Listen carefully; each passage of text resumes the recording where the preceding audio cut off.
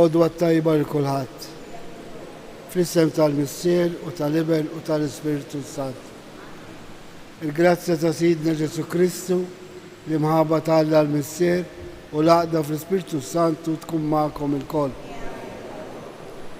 Illum il-Knisja tagħmel it-tifkira ta' Sant Awustin.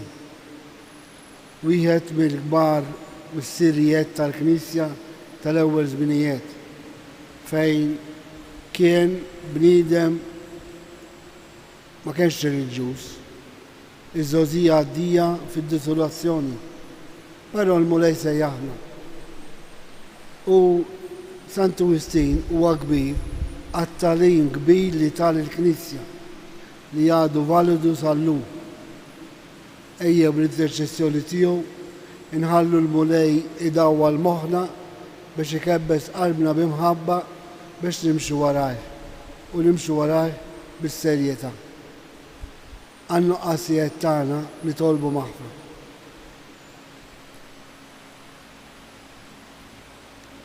Mulej, inti s-salvatur tagħna, mulej ħnina. Kristu, int ir-raj tajjeb tagħna, Kristu ħnina. Mulej, int li mallem tagħna, mulej ħnina. Iħenna lina Alla li jista' kollox, jaħfrinna d-dubitna u jwassalna għal ħajja ta' dejjem. Il-udisa din nofruha għal-ruħ Dr. Antonio Maria Calleja. Nitolbu. Ġeddet fil-Knisja tiegħek mulej l-Ispirtu li bih imlejt lill-Isqof Sant Awustin u fawwar bih lilna wkoll biex nħossu l-għaċċ għalik biss għajn ta' veru u nfittxu lilek biss mis-ser tal-imħabba għaddisa. Bibnek Ġesu Kristu Sidna li Alla u miegħek jgħix u jsalta flimkien mal-Ispiritu Santu għal dejjem ta' dejjem.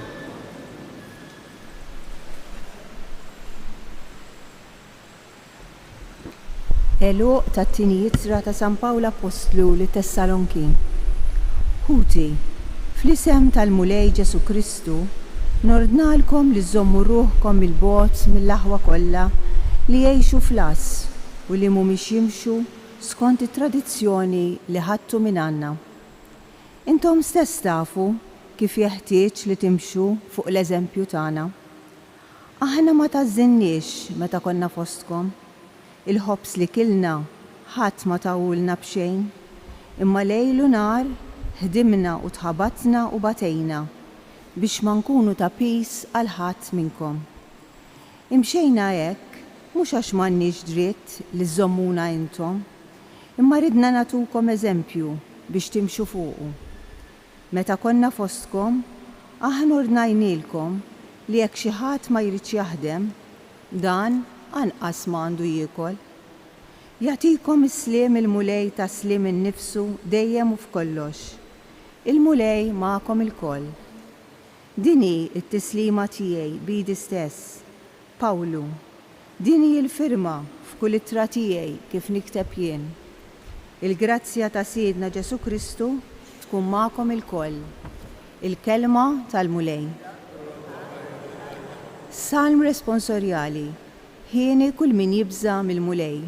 Ħieni kull min jibża mill-mulej. Ħieni kull min jibża mill-mulej. Kull min jimxi fit-triqat tiegħu. Mix-xogħol ta' jdejk inti tiekol. Ħieni jint u risqek tajjeb flimkien. Ħieni kull min jibża mill-mulej. Ara kif ikun imbierek il-bniedem li jibża mill-mulej. Ibierkek il-mulej minn Sion. Jalla tara l-ġid ta' Ġerusalem tul ħajtek kollha flimkien, ħieni kull min jibża mill-mulej. Alleluja, alleluja, alleluja. Kull min iżomm il-kelma ta' Ġesu Kristu fihem tassew l-imħabba ta' Alla fil-milja tagħha. Alleluja.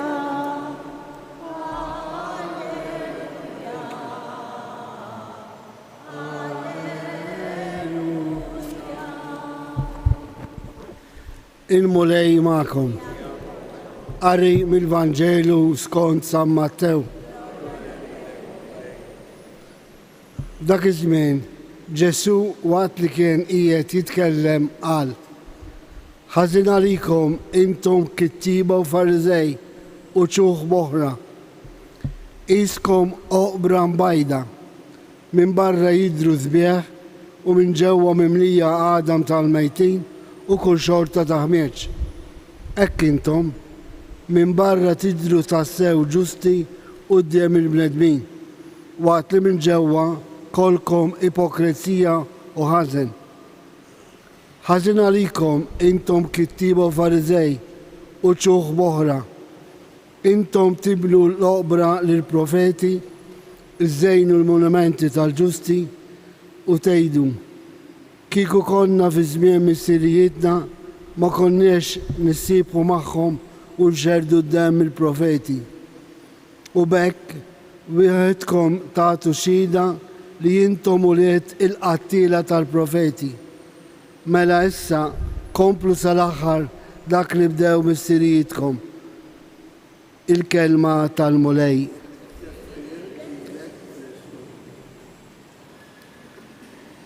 Aħna nafu li Ġesu kien bniedem twajjeb, ġentili ma' kulħadd, imħabbar il-kulħadd, jgħin lil dawk kollha li jitolbuh u anke dawk li ma jitolbuhx jgħinhom. U jien nistaqsi għaliex kien dejjem irrabjat mal-Fariżej u mal-kittiba. Għaliex kienu folots, wiċċ bieħor għalilhom għal darbtejn din is-silta qasira tal-Vanġelu. Għaliex Ġesu jixtieq li d-dixxipli tiegħu ikunu serji, ikunu maturi, ikunu sinċeri. Ma jippretendix li jkunu għaddisin, imma li jkunu sinċeri iva, li jkunu attenti li jagħmlu l-almu tagħhom biex jgħixu wara Kristu iva. Għaliex anki aħna l-Maltin, mhux aħna biss, bniedem fals ngħidu dak Fariżew. Għax il-Fariżej kienu nies perfetti kif jobdu l-liġi, imma qalbhom imbejda minn Alla, qalbhom mimlija għejra, mimlija ħażen, mimlija kattiverja. U Ġesu dan l-atteġġament ma kienx jistalih. U għalhekk għalilhom anki intom illum qegħdin tagħmlu bħal missirijietkom li qatlu il-profeti. U kif toqtol il-profeta? Missirijiet il-Lut qatluhom fiżikament. Imma illum nistgħu noqtlu il-profeti meta ma nisemgħux il-kelma tal-profeti, ma nisemgħux il-kelma profetika tal-Knisja, meta ma nagħtux widen għall-kelma tal-Alla. Ġesu li n-nies folots u n-nies li jagħmlu kollox għal wiċċ in-nies jgħidilhom boloħ. Tiftakru dik il-parabola fejn għallhom mhux min jgħidli mulej jidħol fis-salta tas-sema, u għamlilhom tixbiħa ta' dik id-dar mibnija fuq il-blat illi meta ġel mal-temp baqgħet soda. U mbagħad kien hemm oħrajn li bnew id-djar tagħhom fuq ir-ramal, ġiet il-ventempata u għamlet diżastru u serħilhom boloħ. X'riflessjoni nistgħu nagħmlu prattika? Nistaqsu lilna nfusna. Il-mulej jista' jċanfarna jekk aħniex insara folots? Dak li nagħmlu tajjeb, nagħmlu għal-nies jew nagħmlu għad-unur tal-mulej? Fl-aħħar mill-aħħar il-kelma tal-Alla titwassalna għal konklużjoni prattika għax il-bqija niġu l-Knisja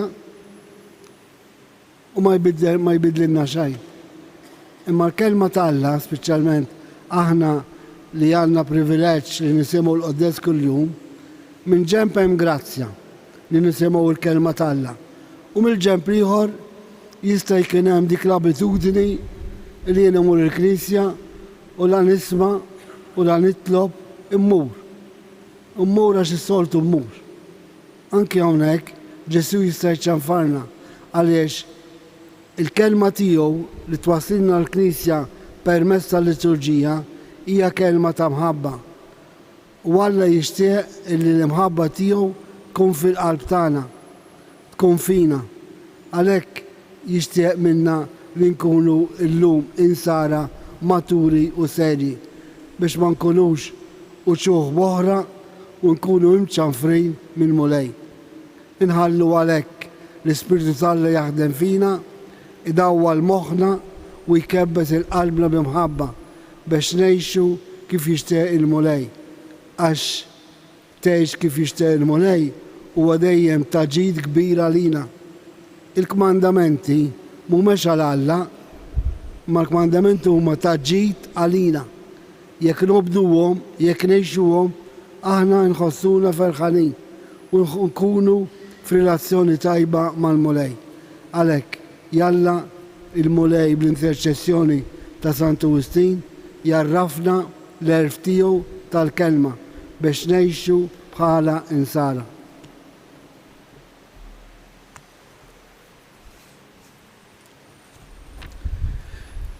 Bl-interċessjoni ta' Sant Agustin irresqu t-talb tagħna lill-mulej sabiex il-Knisja tippromuovi l-imħabba għall-verità, ir-riċerka għall-ġustizzja u l-istima lejn kulħadd nitolbu. Sabiex ix-xogħol u l-impenn fil-ħajja ta' kuljum ma jitfix fil-bniedem l-ispirtu ta' talb nitolbu. Sabiex il-knejjes insara jisimgħu lil dawk il-persuni li jarfu s-sinjali ta' żminijiet u qed jagħmlu għażliet evanġeliċi nitolbu. Sabiex kull wieħed u waħda minna ma jkunux insara ta' isem biss imma impenja ruħu konkretament billi jaħdem għall-Knisja u għad-dinja nitolbu. Sabiex il-morda tagħna u dak kollha li huma mħabbtin bi problemi partikolari isibu l-faraġ fil-kelma t'Alla u jimxu warajh nitolbu. Għalina l-koll divoti tal-Madonna ta' Pinu u għal dawk li din isegwuna bil-mezzi soċjali biex bħal Marija inħallu l-Ispiritu t'Alla jaħdem fina ħalli nkunu insara serji nitolbu. Permettuli talba bit-Taljan. Fratelli e sorelle, preghiamo perché le nostre scelte cristiane siano concordi con il Vangelo, perché possiamo essere testimoni della verità, della giustizia e dell'amore nel mondo. Preghiamo, nitolbu. Il-res ukoll talb tagħna personali.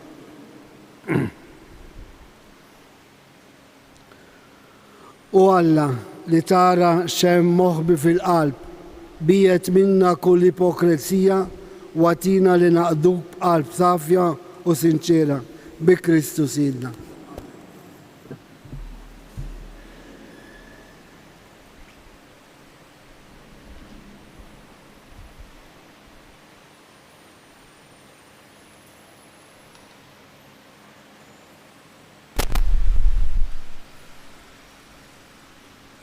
Imbirek int mulej Alla tal-ħolqien kollu, għax fit-tjubitej tajdna dan il-ħobs li din nofrulek, frott tal-art u xogħol il-bniedem li minnu jsir għalina il-ħobs tal-ħajja.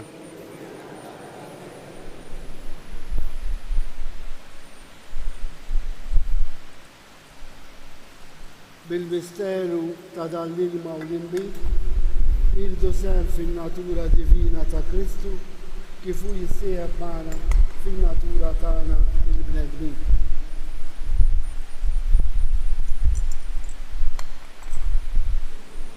Imbirek int mulej Alla tal-ħolqien kollu, għax fit-tibita jtajtna dal-imbit li għedin nofrulek, frott tad-dilja u xorb bniedem li minni jisralina ix-xorb tar-ruħ.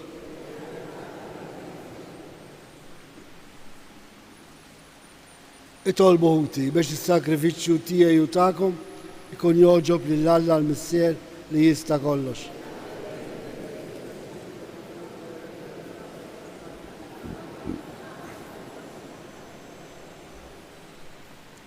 Aħna u niċċelebraw it-tifkira tas-salvazzjoni tagħna, nitolbuk tħenna lina mulej biex dan is-sagrament ta' tjieba tiegħek ikun għalina sinjal ta' għaqda u ta' rabta f'imħabba bi Kristu Sidna. Il-mulej magħkom, nerfgħu qlubna l-fuq, niżukkar lill-mulej Alla tagħna. Sewwa u xira ta' sew Missier Qaddis, Alla ta' dejjem tista' kollox, tajjeb u daġġid tas-salvazzjoni tagħna li dolodu u f'kull sitwazzjoni tal-ħajja irrodurek ħajr. Kristu il-mulej ried li l-Knisja tiegħu tkun merħ tal-art dawl tad-dinja u belt imqiegħda fuq għolja sabiex permezz tagħha kulħadd jasal li jagħmel il-verità u jikseb is-salvazzjoni. Biex titwettaq din il-ħidma fost il-ġnus, int anqalt fil-poplu tiegħek lil Sant Awustin u tajtu li jinżel fil-fond għall-erfejn tal-misteru tiegħek sabiex bl-erf li ġie minnek ikun mużbieħ jiddi għas-seb tal-ismek. U għalhekk mal-Anġlu l-Qaddisin infaħruk u bla għeda intennulek. Qaddis, Qaddis, Qaddis. Mulej Alla tal-eżerċitu, smawet u l-art mlija bil-glorja.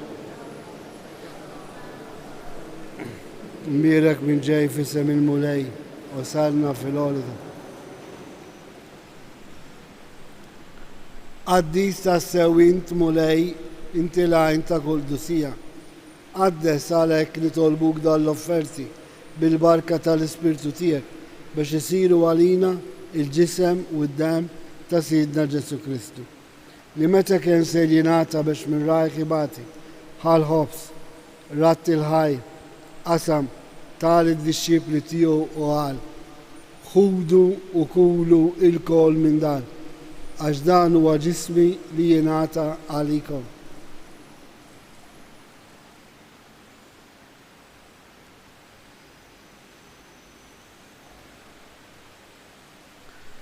Ekku kol wara l-ikla ħal-kalċi reġerat il-ħaj tal id-disċipli tiegħu u qal: ħudu u xorbu minnu l-kol, għax dan huwa l-kalċi ta' demmi tal-patti ġdid li jibqa' dejjem, id-dem li jxerret għalikom u għall-bnedmin kollha għal maħfra tad-dubiet. Għamlu dan tifkira tiegħi.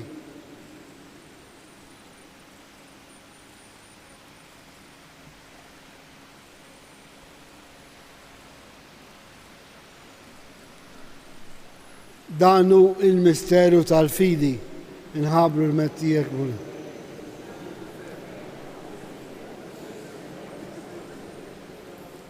Għalek aħna u namlu dam tifkira tal-mewt u l-awmin ta' Sidna Ġesu Kristu, nofrulek mulej il-ħobs tal-ħajja u l-kalċi tal-salvazzjoni. U rodurek ħajr, għax oġbok til-għana għawnu dimek biex naduk. Mitċakontani tolbu l-Ispirtu Santi għadna fl-żawijiet li jimna nieħdu sehem il-ġisew id-dem ta' Kristu.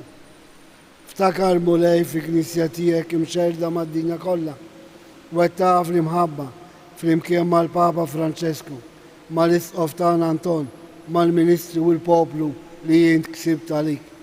Ftakar fil-qaddejja tiegħek Dr. Anton u Marija Kalleja li jogħġbok issejħilhom għal għandek mid-dinja.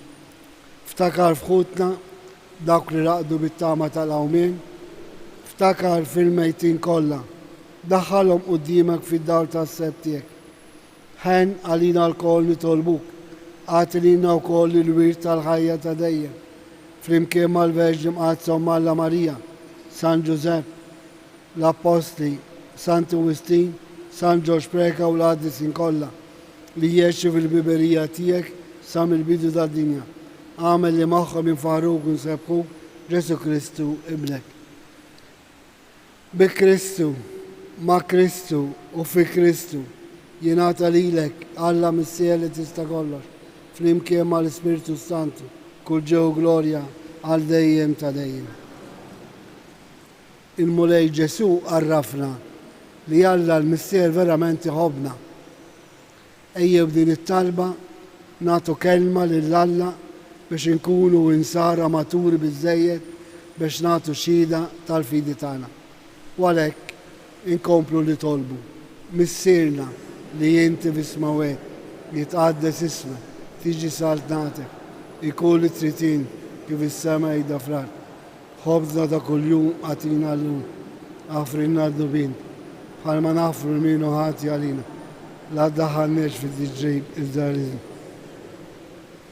Eħlisna nitolbuk mulej minn kull deni għatina fit-tiba tiegħek il-paċi fi ġmina biex ikunu ħilsa dejjem mid-dnub u mħarsa minn kull inkwiet.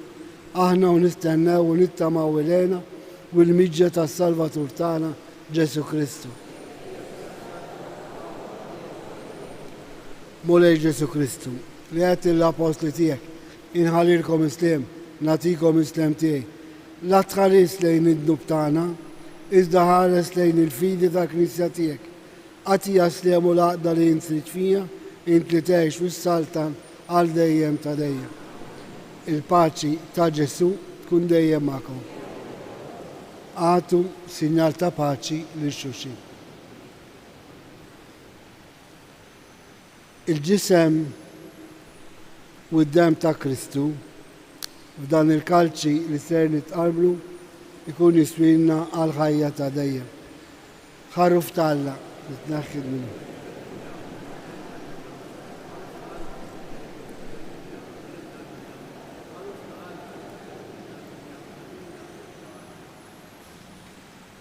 Danu Ġesu, danu l-ħaruf Alla li jneħħi id-dnub tad-dinja. Ħejn aħna l-mistiedna għall-ikla tal-ħaruf.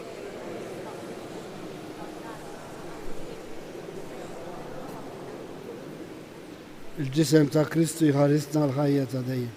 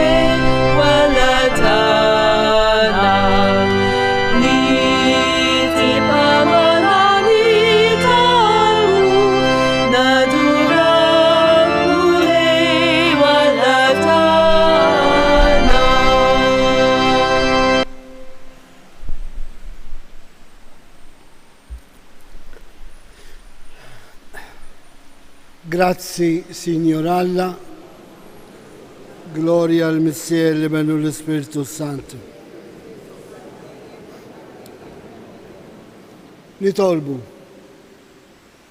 Nitolbuk mulej biex tqaddisna bis-sem li ħadna mill-mejda tal-Ewkaristija biex aħna il-membri tiegħu nimbidlu f'dak li rċivejna Ibnek Ġesu li jgħix u jsaltan għal dejjem ta' dejjem.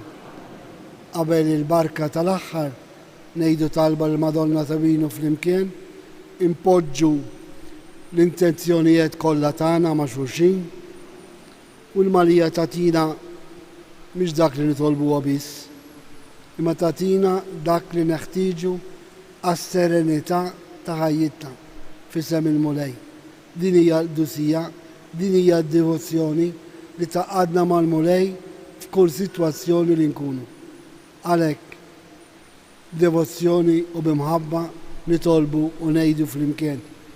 Slima lik Marija, bil-grazzja mimlija, il-mulej miegħek, imbirki inti fost in-nisa, u mbirek il-frott tal-ġuf tiegħek Ġesu.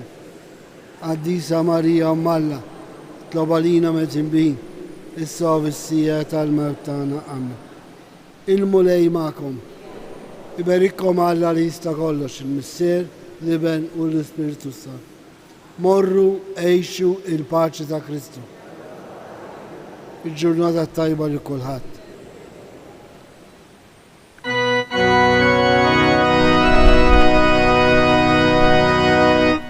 Madonna